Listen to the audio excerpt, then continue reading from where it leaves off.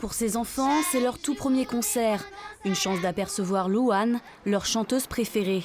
Mais pour beaucoup de spectateurs présents ce soir, c'est surtout leur première sortie depuis les attentats de Paris. C'est sûr que ça fait peur et qu'on n'est pas forcément à l'abri de tout, mais qu'en même temps, il faut continuer de vivre et pas s'arrêter parce qu'il ne faut pas céder à la peur, quoi. On n'a pas l'esprit super tranquille et qu'on y pense, je suis sûre, tous. Mais voilà, il ne faut pas qu'on s'arrête de vivre et je pense que c'est hyper sécurisé, c'est encore plus sécurisé que d'habitude.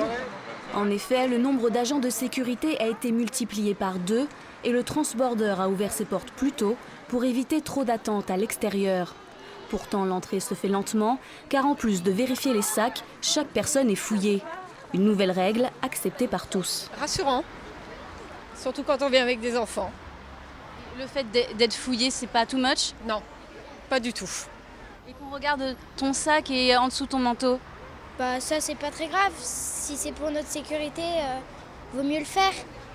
On se doit d'une certaine façon de rassurer le public qui est présent. Et je ne vous cache pas que le fait de renforcer ça, même nous, ça nous met dans une situation qui est un peu plus confortable en termes d'émotion et d'accueil que peut-être on a pu l'être les jours précédents.